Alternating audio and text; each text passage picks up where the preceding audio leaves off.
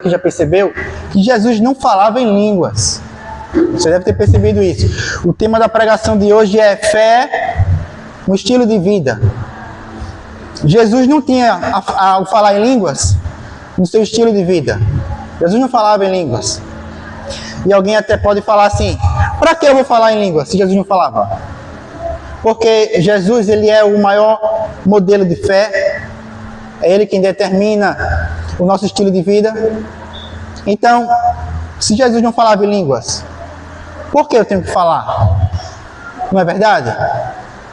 Por que eu tenho que falar em línguas no meu estilo de vida se Jesus não falava? Vamos ver na Bíblia o porquê Jesus não falava em línguas. Mateus capítulo 3, versículo 16.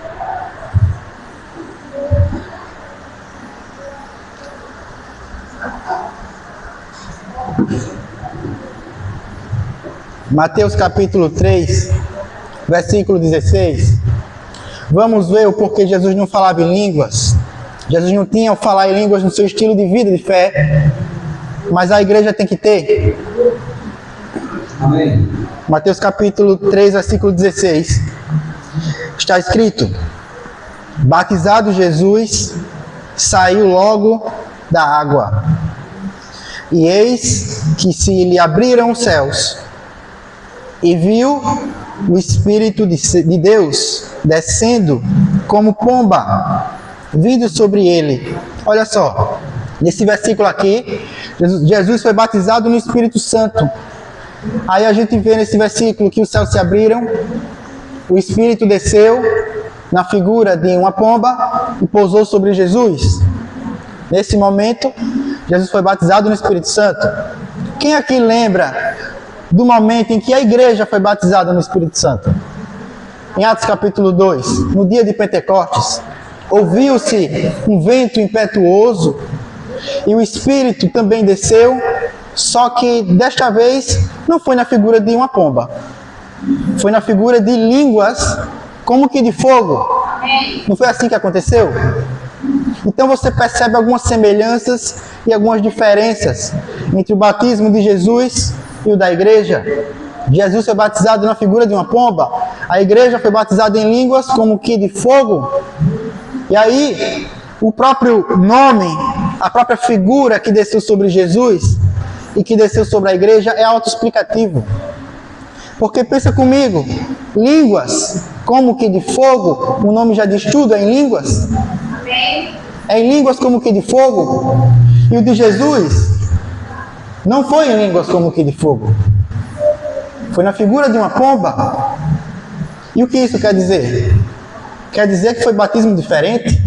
O Espírito foi o mesmo, mas o batismo foi diferente? O de Jesus foi na figura de uma pomba, o da igreja foi em línguas como que de fogo? Mas por que foi diferente? Porque a missão de Jesus não é a mesma da igreja? O propósito de Jesus não é o mesmo da igreja? Então a unção não é a mesma? A pomba que desceu sobre Jesus, ela não combina com o juízo, com o castigo, porque Jesus não veio para castigar nem para julgar. Ele veio para salvar. A pomba anuncia que chegou o momento e a dispensação da graça. Então, aquela pomba não foi por acaso, mas aquela pomba revelava que Jesus veio para salvar e não para julgar. Jesus veio para a dispensação da graça. Agora, quando a gente olha para o batismo da igreja, foi em línguas como que de fogo? Porque a igreja recebeu o batismo em línguas como que de fogo? Primeiro, o nome já diz tudo, é em línguas. É para falar em línguas como que de fogo. Por isso que a igreja falou em línguas. O fogo representa a ousadia que a igreja precisava naquele momento para anunciar o evangelho por toda a Judéia, Samaria até os confins da terra. Então, se o batismo de Jesus foi na figura de uma pomba e o da igreja foi em línguas como que de fogo, foi batismo diferente? Não foi o mesmo batismo? A unção foi diferente? Nós não temos a mesma unção de Jesus Cristo? A nossa unção é diferente da unção que ele tinha? Porque a nossa missão e o nosso propósito também é diferente. É por isso que nós falamos em línguas. Porque a nossa unção é diferente da unção de Jesus. Jesus não falava, não era importante para ele, mas é importante para a igreja. Se nós lermos os 4 evangelhos, Mateus, Marcos, Lucas e João, Jesus nunca falou em línguas, ele não tinha esse dom e não precisava. Ele não tinha essa unção, ele não falava em línguas, o batismo dele foi na figura de uma pomba. A igreja falava porque foi em línguas como que de fogo. Amém? Então perceba essa diferença entre o batismo de Jesus e o batismo da igreja. Nós temos que ter o falar em línguas no nosso estilo de vida de fé. Jesus não precisava de falar em línguas, mas nós precisamos. Por isso que os cristãos falavam em línguas no livro de Atos e nas epístolas, que eles precisavam. Nós precisamos, porque é um batismo necessário para cumprir a nossa missão e o nosso propósito. Amém? Eu percebo também uma semelhança entre o batismo de Jesus e o da igreja. Olha só, Jesus, ele só iniciou o seu ministério depois que ele foi batizado no Espírito Santo. Antes disso, ele não podia iniciar. E a igreja também. A igreja só pôde iniciar o seu ministério depois de Atos capítulo 2, após o batismo. Antes disso, não podia iniciar o ministério. Sabe o que isso nos revela? Olha só, isso é muito interessante. Jesus, ele foi o maior professor da história. Ele foi o mestre dos mestres. Os discípulos, eles aprenderam não com qualquer professor, mas com o maior de todos. E alguém poderia dizer assim, os discípulos com certeza estão preparados para iniciar um ministério, porque eles tiveram aulas com o maior professor de todos, eles tinham um currículo muito forte, porque eles aprenderam com o mestre dos mestres. Mas sabe o que Jesus disse para eles? Vocês não estão prontos, vocês têm que esperar o poder de lá do alto, para que vocês possam iniciar o seu ministério em toda a Judéia, Samaria, até os confins da terra. Então Jesus falou para os discípulos, vocês não estão prontos, porque não é o conhecimento acumulado que deixa alguém pronto, não é o currículo que deixa alguém pronto, mas é o poder que desce lá do alto. Amém? Isso quer dizer que o nosso chamado, ele não é exercido pela força, pelo currículo, nem pelo conhecimento, mas é pelo poder que desce lá do alto. Não adianta você fazer teologia nas melhores faculdades e ter os melhores professores, porque é o poder de lá do alto quem capacita, quem deixa pronto o ministro para começar o evangelho. Amém? Por isso que Jesus disse, espere o poder de lá do alto, porque vocês ainda não estão prontos. É esse poder que vai capacitar você. Não é a aula do melhor professor, não é a melhor faculdade, mas é o poder de lá do alto que te capacita. Não é pela nossa força, é pelo poder do Espírito. Amém?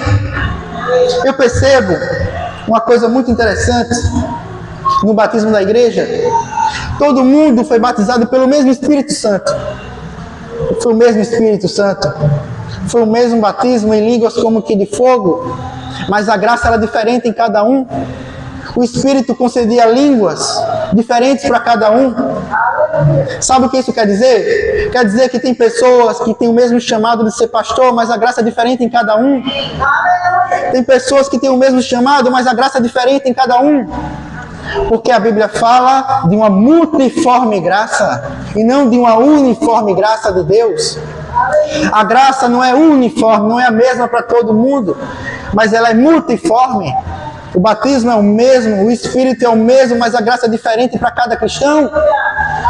Isso torna você único no reino de Deus, porque a graça que você tem, ninguém tem. Amém?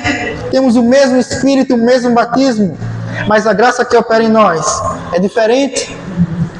Se nós lermos Mateus 3,16, vamos ler de novo, Mateus 3,16.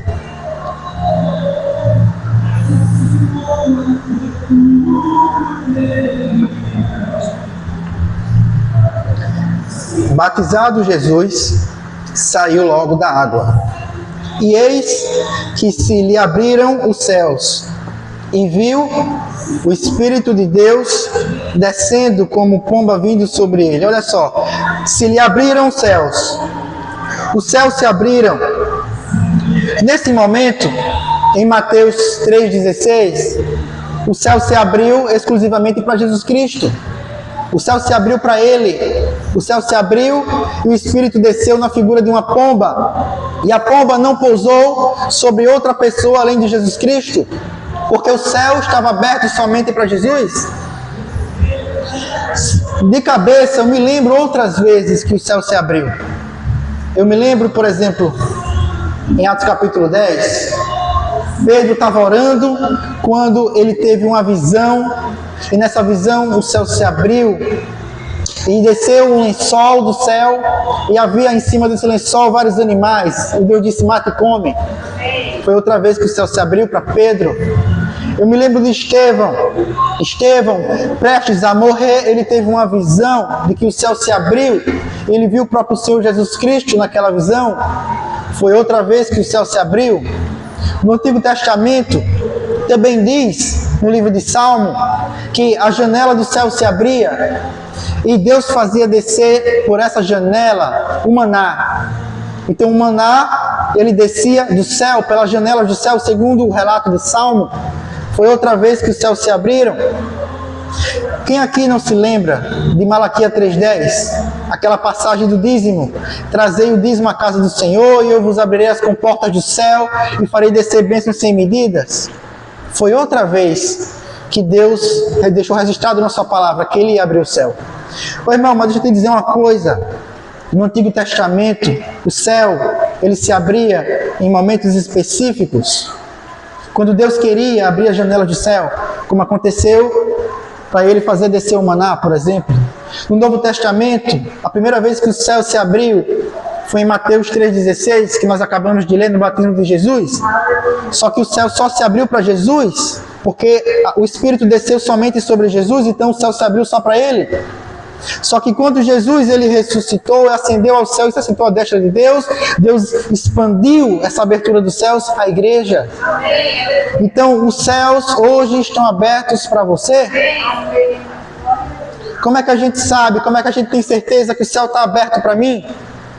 Se você ler o relato de Atos capítulo 2, que foi o batismo da igreja, você não vai ver que os céus se abriram, não tem escrito isso. Tem escrito que foi ouvido um vento impetuoso e o Espírito desceu na figura de línguas como que de fogo, mas não diz que os céus se abriram? E por que o céu não se abriu? Porque já estava aberto em Mateus 3,16. Os céus que estavam abertos em Mateus 3,16, ele continuou aberto para a igreja, por isso que não foi necessário abrir de novo. Quando Estevão teve a visão do céu se abrindo, não é que o céu se abriu naquele momento, já estava aberto. Ele só pôde ver mediante a visão, mas já estava aberto. Quando Pedro, em Atos capítulo 10, ele também, numa visão, num êxtase, ele viu o céu se abrindo, não é que se abriu naquele momento, já estava aberto. Então, os céus estão abertos para você, meu irmão. E quando Deus abre os céus, Ele faz descer provisão, Ele faz descer favor. Toda vez na Bíblia que Deus rasgou os céus, foi para fazer descer provisão, foi para fazer descer bênçãos. Ele abriu e fez descer maná. Ele abriu e plantou uma visão em Pedro. Ele abriu e plantou uma visão em Estevão. Ele abriu e batizou Jesus Cristo. Toda vez que Deus abriu os céus, foi para descer as suas bênçãos e seu favor. E a Bíblia diz que os céus não estão trancados, mas ele está aberto para a sua igreja, porque Jesus abriu, e a mesma bênção que Jesus teve, nós podemos acessá-la por meio da fé. Amém? Então os céus estão abertos para a igreja. O que prova, de uma vez por todas, que o céu está aberto para você, é Tiago 1,17. Vamos abrir as nossas Bíblias. Em Tiago 1,17.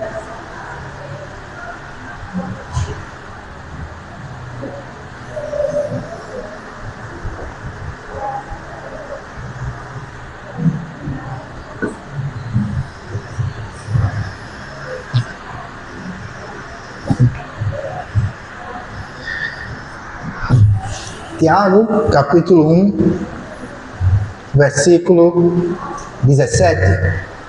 Está escrito: toda boa dádiva e todo dom perfeito vem lá do alto, descendo do Pai das luzes, em quem não pode existir variação ou sombra de mudança.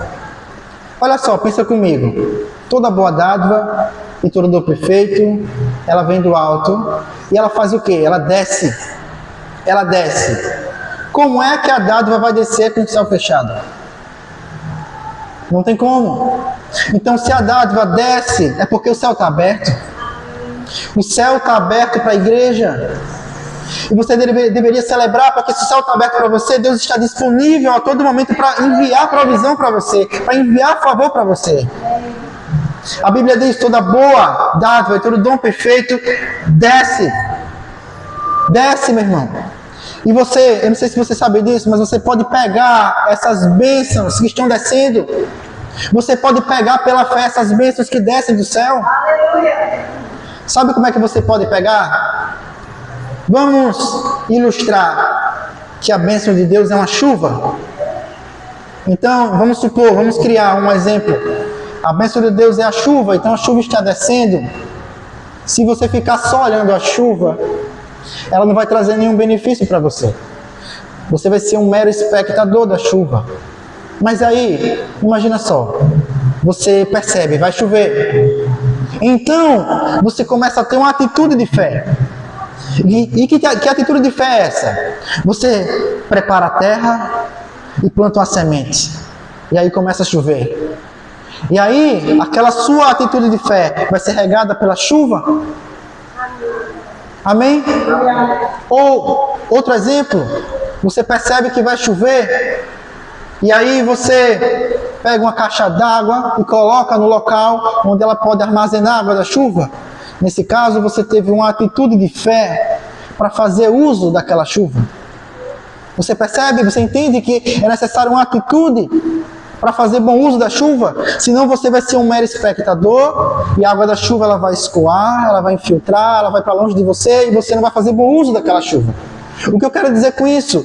A Bíblia diz claramente: os céus estão abertos e Deus faz descer por meio dessa abertura do céu boas dádivas, dom perfeito. E se você ficar só olhando, você não vai fazer bom uso dessas boas dádivas e dom perfeito. Você tem que pegar pela fé. Você tem que ter uma atitude de fé. Porque se você não tiver, a chuva ela vai escoar, vai infiltrar, ela não vai servir para irrigar sua semente, ela não vai servir para ser armazenada e você fazer bom uso. Imagina só, Deus ele decide mandar uma encomenda para você, para o seu endereço. E é um item pesado. Se é um item pesado, se você mora em um condomínio, geralmente os itens mais leves ficam na portaria. Mas se um item pesado não dá para ficar na portaria, ele tem que entrar no condomínio e ser entregue diretamente a você. E aí imagina, Deus mandou uma encomenda para você e é um item pesado. Se não tiver ninguém para receber, o que é que vai acontecer? Ele não vai entregar. Se você ficar só olhando a encomenda e não receber, ele não vai entregar. Ele não vai nem conseguir jogar pelo muro, porque é um item pesado, como eu falei. O que eu quero dizer com isso? A pessoa precisa ter uma atitude de fé para receber a encomenda. A pessoa tem que ter uma atitude de fé para fazer bom uso da chuva que cai, senão você vai ser um mero espectador. Imagina só, você tem uma árvore frutífera com a fruta que você mais gosta, pode ser manga, pode ser caju, pode ser o que for, e você percebe que tem uma fruta madura. E aí, você vigilante e alerta, percebe que a fruta está perto de cair, e ela cai, você pega e faz bom uso daquela fruta. Mas imagina só, você não estava vigilante, não estava alerta, e aí a fruta caiu, apodreceu, e você não vai fazer bom uso daquela fruta. Ou outra pessoa vai lá e pega, porque você não estava alerta, não estava vigilante. Deus é um Deus doador, Ele ama e tem prazer em doar boas dádivas, em doar dom perfeito. Deus, Ele quer doar aquilo que Ele tem para o homem. É por isso que Deus ele vive no ambiente de glória. Ele criou um jardim do Éden, que é outro ambiente de glória, para o homem morar naquele ambiente de glória. Porque Deus ele compartilha o que Ele tem com o homem. No Antigo Testamento era mais difícil de compartilhar bênçãos, porque os céus estavam trancados. Deus abriu só em momentos específicos, como Ele abriu para fazer descer maná, e mandava maná em momentos específicos. Mas no Novo Testamento, a Bíblia diz em Mateus 3,16, os céus se abriram, e o Espírito desceu sobre Jesus na figura de uma pomba. E Tiago, inspirado pelo Espírito, escreveu, os céus continuam abertos, porque a boa dádiva e o dom perfeito continua descendo. A boa dádiva desce por essa janela que Deus abriu, que Jesus abriu, e continua aberta para a igreja. E é pela fé que você vai pegar essas boas dádivas que descem do céu. Se você vê a chuva, você vai preparar a terra, vai ter uma atitude de fé, vai preparar a terra, vai plantar semente. E pela fé você vai colher os benefícios daquela chuva que irrigou a sua semente. Pela fé você vai se preparar para receber a encomenda que Deus vai mandar para você. Porque toda boa dádiva e dom perfeito, Deus manda do céu para a terra, Deus faz descer. Assim como Ele fez descer o maná, assim como Ele fez descer o batismo, o poder que desceu sobre Cristo. A Bíblia diz em Tiago 1,17, Ele continua descendo boas dádivas e dom perfeito. E nós precisamos ter uma atitude de fé para que a gente não deixe o fruto apodrecer ou que a gente não deixe que outra pessoa pegue aquele fruto. Amém. Eu fico pensando, eu fico imaginando, sabe? Aquela mulher que tem um fluxo de sangue. Se ela de longe ficasse olhando Jesus, olha só Jesus ali passando, olha, ele está passando ali, e ela só olhando, e Jesus passando, eita, Jesus mesmo, ele está passando, eita, ele foi embora. E aí ele ia morrer com hemorragia. Mas ela foi lá e pegou a cura para ela. Amém? Então, Deus, Ele está aberto para fazer descer boas dádivas, dom perfeito, assim como Ele fez descer maná no Antigo Testamento. Mas é pela fé que a gente pega essas bênçãos. Amém, irmão? É pela fé. A Bíblia diz, na epístola que Judas escreveu, que a oração em línguas edifica a nossa fé. É por isso que eu falei de falar em línguas no início da pregação. A oração em línguas edifica a nossa fé. Jesus não precisava falar em línguas, mas a igreja precisa. Por isso que o batismo da igreja é em línguas como que de fogo. E não é o mesmo batismo de Jesus. Porque a igreja tem que falar em línguas. É por isso que o batismo da igreja é em línguas como que de fogo. E Judas escreveu, a oração em línguas edifica a nossa fé. Você já viu um prédio sendo edificado? O terreno vazio, não existe nada, então faz a limpeza do terreno, primeiro executa as fundações. As fundações são construídas no subsolo, abaixo da terra, você não vê nada, mas algo está sendo construído. Então, se o prédio for de concreto, eles vão fazer a concretagem, e o prédio vai subindo, e você vai começando a perceber a longa distância, o prédio está sendo construído ali, eles estão fazendo a concretagem, eles vão assentando os tijolos, e você percebe a longa distância, o prédio está sendo edificado, ele está crescendo, e conforme o tempo vai passando, você percebe o prédio está ficando maior, e Judas escreveu, a oração em línguas edifica a nossa fé. Você já viu um prédio sendo edificado? Ele vai ficando cada vez maior, conforme a sua edificação, o tempo. Quanto mais você ora em línguas, mais a sua fé vai sendo edificada. É por isso que você precisa orar em línguas. Jesus não precisava, mas você precisa, porque você tem esse batismo, necessita desse batismo, que é o batismo em línguas como que de fogo. Amém? Entenda que muitas vezes acontece que a gente ora em línguas e parece que nada aconteceu. Mas é claro, você já viu um prédio ser construído de um dia para o outro? Você já viu? Não. Se for de concreto, demora anos. Se for de estrutura metálica, demora menos tempo. Estrutura metálica é mais rápida de construir. Mas não é de um dia para o outro que se constrói um prédio de 20 pavimentos. Amém? Então, você pode orar em línguas e achar que não sentiu nada, mas algo está acontecendo no reino do Espírito. A fundação do prédio ela é construída primeiramente no subsolo, abaixo do solo, ninguém vê, mas algo está sendo construído no subsolo. Amém? Ninguém vê, mas algo está sendo construído. E conforme o prédio vai sendo edificado, ele vai ganhando forma e vai crescendo. Quanto mais você tem disciplina em orar em línguas, mais a sua fé vai sendo edificada. Amém? Não só no prédio, eu posso falar de músculo. Quem aqui nunca foi para uma academia? Imagina só, uma pessoa malhando bíceps. A pessoa está malhando bíceps. Aí a pessoa terminou o treino, aí olhou para o bíceps e falou, eita, já cresceu? Eu acabei de malhar e já cresceu. É assim que acontece? Não, mas a disciplina vai fazer com que você alcance a definição muscular.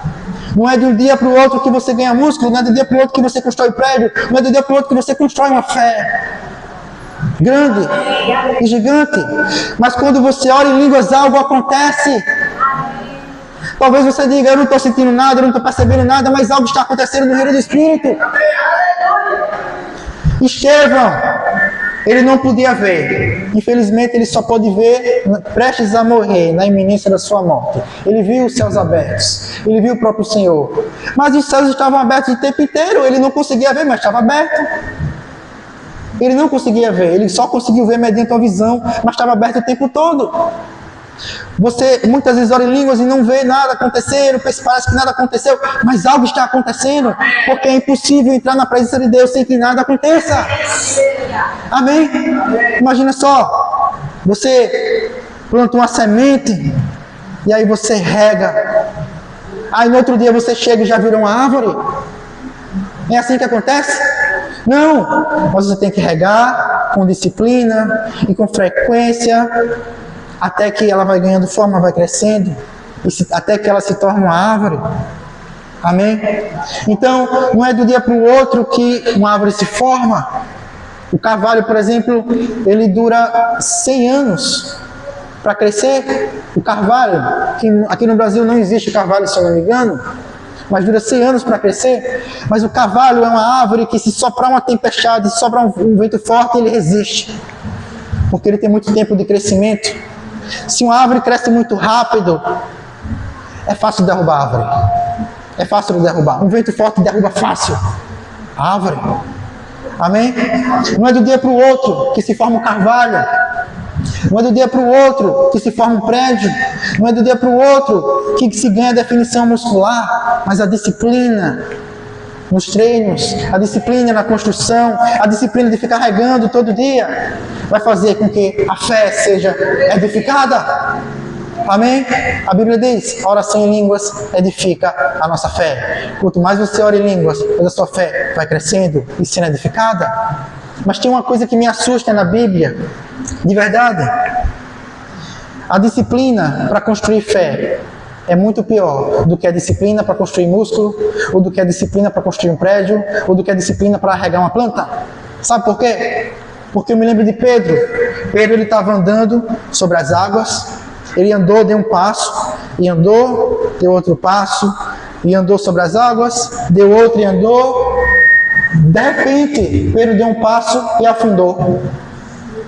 Mas peraí, no passo anterior, ele estava andando sobre as águas. No passo seguinte, ele já afundou. Você percebeu como é sério? Você pode afundar na fé de um passo para o outro. Nós podemos afundar na fé de um segundo para o outro.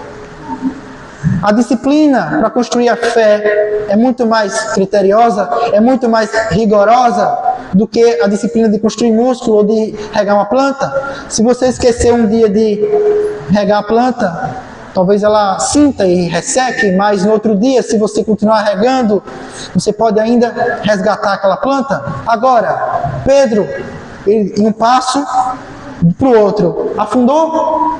De um segundo para o outro, ele afundou. Então, a disciplina para construir fé, ela é muito mais rigorosa do que a disciplina de construir músculo, amém? Do que a disciplina de irrigar uma planta, ou do que a disciplina de construir um prédio. E sabe por que Pedro ele afundou? Porque Pedro viu dois caminhos. Irmão, a fé não vê dois caminhos. Amém. A fé só vê um caminho. Qual é o caminho que a fé vê? O caminho da palavra de Deus. O caminho da promessa de Deus. A fé não vê dois caminhos. Se você estiver olhando para a sua vida e vendo duas possibilidades, três possibilidades, eita, se não acontecer o plano A, vai acontecer o plano B. Se não acontecer o plano B, acontece o plano C. E sinto muito, sinto lhe dizer, mas você não está andando em fé. Porque a fé só enxerga o plano A, que foi o plano que Deus escreveu e traçou para a sua vida. Observe bem, a mulher com fluxo de sangue é um grande exemplo de fé. Na cabeça dela só existia o caminho da cura e pronto. Não existia a possibilidade dela continuar doente. Ou ela é curada ou é curado e pronto. Porque a fé, ela só enxerga um caminho, que é o caminho da palavra. Deus, ele não nos chamou para enxergar aquilo que está abaixo das águas. Porque veja bem, Pedro estava andando por cima das águas. A profundidade daquele mar, daquele lago onde Pedro estava andando, não interessa o que está abaixo da água, porque ele estava andando por cima. Então o que está abaixo não interessa.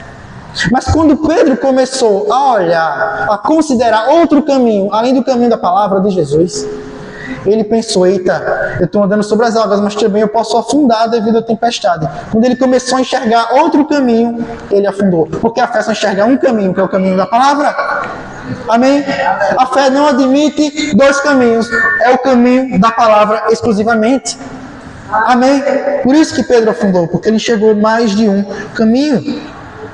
Às vezes, nós mesmos atraímos tribulações para nós, tribulações desnecessárias que não precisavam ser atraídas. Jesus não chamou Pedro para afundar, chamou Pedro para andar por cima das águas. Pedro não precisava afundar. E Pedro atraiu tribulação para si de forma desnecessária, quando ele começou a enxergar dois caminhos, ou quando ele se permitiu ser invadido pelo medo. Nós mesmos atraímos tribulações desnecessárias. Amém? Eu gosto dessa passagem de Pedro, porque é um quadro vívido dos cristãos de hoje em dia.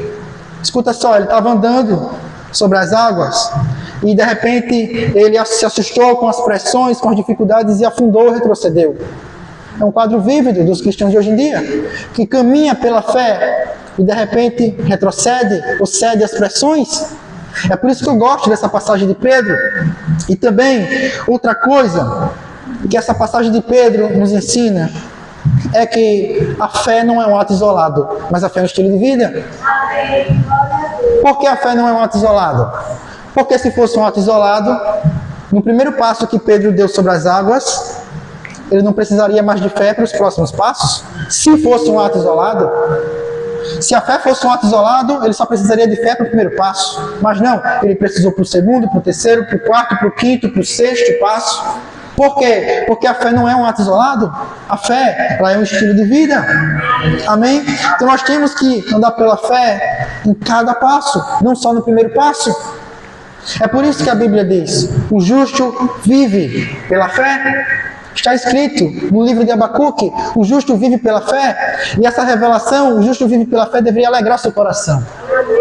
Porque foi essa revelação que Abacuque teve, o justo vive pela fé, que está escrito em Abacuque 2,4, que o apóstolo Paulo foi inspirado por essa revelação. E ele a escreveu no livro de Romanos, a escreveu em Gálatas, e também o escritor de Hebreus escreveu também, o justo vive pela fé. 3 vezes se repete no Novo Testamento. E ainda, Martinho Lutero, ele leu no livro de Romanos, o justo vive pela fé. E Martinho Lutero percebeu, peraí, quer dizer que eu não sou salvo pelas obras, eu sou salvo pela fé? E essa revelação que começou com Abacuque, raiou no coração de Martinho Lutero, e foi a raiz teológica da Reforma Protestante. Por isso que esse versículo é tão importante para os evangélicos, porque está na raiz da Reforma Protestante, e raiou o coração de Martinho Lutero. O justo vive pela fé. Sabe o que significa isso? O justo vive pela fé. Na época de Abacuque, Deus revelou a Abacuque que ia usar o Império Babilônico para disciplinar o seu povo.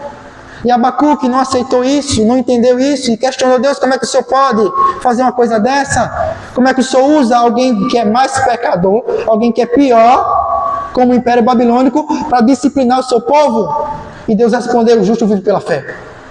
Ou seja, o que Deus quis dizer com isso? Mesmo que você não tenha todas as respostas para as perguntas, você vive pela fé. Escute só. Jesus, em Mateus 3,16, foi batizado no Espírito Santo. E no capítulo seguinte, em Mateus capítulo 4, o Espírito guiou Jesus ao deserto. Sabe por que Jesus foi guiado ao deserto? Porque ele teve que aprender a viver pela fé. E o que é viver pela fé? É você estar num deserto que é um lugar cheio de problema e de dificuldade. Mas mesmo assim, você vive pela fé, confiando em Deus, apesar dos problemas. Sabe por que Pedro andou sobre as águas? Mesmo estando despreparado, porque ele afundou, ele não estava pronto para andar sobre as águas. Mas mesmo assim Jesus permitiu, para que Pedro aprendesse a viver pela fé, apesar da tempestade, apesar dos problemas. Para que Pedro ele aprendesse a considerar só um caminho, que é o caminho da palavra de Jesus. Amém? Então veja a importância do deserto, a importância de andar sobre as águas, porque era um deserto que Jesus foi treinado e aprendeu a viver pela fé, apesar dos problemas, apesar das dificuldades. E essa revelação começou no livro de Abacuque. Abacuque, ele escreveu, o justo viverá pela fé. Abacuque, ele não viveu o cativeiro babilônico, ele encerrou seu ministério 1 ano antes do Império Babilônico capturar o povo de Judá e levar ao cativeiro.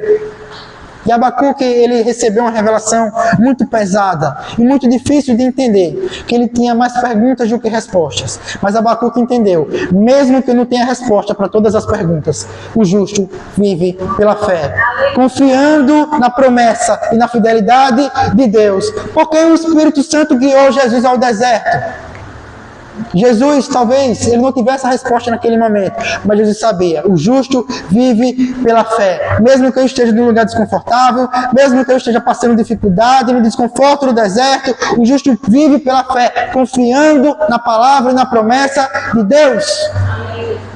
Porque Pedro andou sobre as águas em meio a uma tempestade para aprender a viver pela fé, para aprender a fixar os seus olhos em Jesus, apesar dos problemas, apesar das tribulações, apesar da tempestade.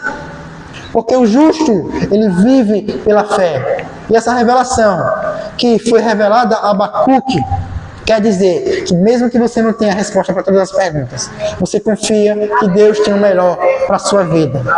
Porque a fé, ela só enxerga um caminho, que é o caminho da promessa, o caminho da palavra de Deus. A Bíblia não diz, o justo vive pelo seu dinheiro, o justo vive pela sua posição social, o justo vive pelo seu status, vive pelos seus contatos, vive pelo seu poder, vive pela fé. Porque para Deus o bem mais precioso que o justo tem não é o dinheiro, mas é a fé. É por isso que o justo vive pela fé. No reino de Deus, o bem mais precioso é a fé. O justo vive pela fé. E eu admiro demais Neemias. Eu admiro muito Neemias. Porque Neemias, ele entendia isso. O justo, ele não vive pela sua posição social, nem pelo seu cargo. Ele vive pela fé. E Neemias entendia isso. Sabe por que Neemias entendia isso? Porque Neemias, ele era copeiro do rei. Copeiro do rei é alguém que bebe vinho antes que o rei beba, para certificar que o vinho não está envenenado.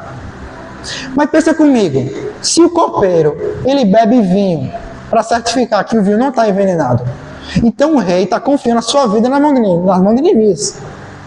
É ou não é? Porque se Neemias quiser, Neemias ele envenena o vinho, finge que está bebendo, toma aí, rei. Tem nada não aqui nesse vinho, tem veneno não, pode beber. E aí Neemias mata o rei por traição. Então, se Neemias é copeiro do rei, ele tem uma posição dentro do palácio, junto ao rei, importante. O copeiro do rei, na época do Império Medo-Persa, que foi o império que Neemias foi copeiro, ele era uma espécie de primeiro-ministro. Era um cargo que muita gente almejava e queria naquela época. Era um cargo que você tinha aposentadoria garantida, porque você morava no palácio junto ao rei, você tinha um cargo importante de confiança e tinha influência junto ao rei. O copeiro era alguém que fiscalizava a cozinha para ver se os cozinheiros eles não estão colocando veneno na comida, fiscalizava os aposentos do rei. Então era alguém de extrema confiança do rei. Mas Neemias me impressiona demais. Quando Neemias, tendo uma posição de influência com o rei, Neemias entendia de alguma maneira que o justo vive pela fé e não pela sua posição. Porque Neemias nunca, em hipótese alguma, ele usou da sua posição social para tentar convencer o rei ou para tentar influenciar o rei. Nunca. Quando Neemias queria convencer o rei, ele ia orar e jejuar. Ele se retirava para orar e que Deus toque no coração do rei. Mas entenda uma coisa, meu irmão, Neemias, ele tinha muita capacidade. Se nós formos colocar os maiores líderes da Bíblia, Moisés, apóstolo Paulo, pode ter certeza que em termos de liderança, Neemias está nessa mesma prateleira dos maiores líderes da Bíblia. Neemias tinha muita capacidade. E Neemias sabia disso. Mas em momento algum, ele usou da sua capacidade, nem da sua posição social, nem da sua influência. Mas quando ele queria influenciar o rei, ele ia orar e jejuar. Para que Deus tocasse no coração do rei. Para que ele convencesse o rei, não pela sua capacidade, não pela sua posição social, mas porque Deus moveu o coração do rei. Porque Neemias, de certa maneira, ele tinha esse princípio estabelecido no seu coração. O bem mais valioso que eu tenho não é a minha posição social, não é o meu patrimônio, não é o meu cargo, mas é a minha fé. O bem mais precioso que eu tenho é a minha oração, porque a minha oração move os céus e toca no coração do rei. Neemias tinha esse princípio bem estabelecido. É por isso que ele nunca, em hipótese alguma, usou da sua posição social para influenciar o rei, mas ele vivia pela fé. Amém? É por isso que Jesus, em meio ao deserto, ele passou por dificuldades e pressões e desconforto para aprender a viver pela fé. O que é o justo vive pela fé? É focar em Deus em meio às dificuldades. É focar em Deus em meio à tempestade. É ter os olhos fixos na palavra de Deus, considerando que a fé só tem um caminho. E que caminho a fé admite? O caminho da promessa da palavra. A mulher com fluxo de sangue falou, quando eu tocar nas suas vestes, eu vou ser curada. Ah, mas e se não for? Não. Não existe essa possibilidade. Só existe um caminho, que é o caminho de ser curada. E pronto. Então a fé só admite um caminho, o caminho da promessa e o caminho da palavra. E o justo vive pela fé, fé na palavra de Deus, e a fé não admite outro caminho. Amém? Meu tempo já deu, vamos orar. Senhor, muito obrigado por essa palavra, que essa palavra possa de fato germinar, produzir resultados em nossos corações, que possamos irrigar essa semente da palavra todos os dias mediante a oração em línguas, porque a oração em línguas edifica a nossa fé. Talvez a gente não sinta nada, não perceba nada, mas quando oramos em língua, a nossa fé está crescendo, ela cresce pelas fundações e vai ganhando forma até ficar com 20, 30, 40 pavimentos, porque a oração em línguas edifica a nossa fé. E nós nos comprometemos a ter essa disciplina de irrigar, de cultivar a nossa fé todos os dias mediante a oração em línguas, Deus. Porque nós entendemos a importância desse batismo que foi dado à igreja. O batismo em línguas como que de fogo. Nós entendemos, a igreja precisa orar em línguas, porque o Espírito Santo deu esse batismo à igreja. É esse batismo que fortalece a nossa fé, é esse batismo que robustece a nossa fé. Nós temos o mesmo Espírito, o mesmo batismo, mas a nossa graça é diferente. Cada um tem a sua graça. Que Deus nos use conforme a graça que o Espírito Santo nos concedeu. No nome de Jesus. Amém.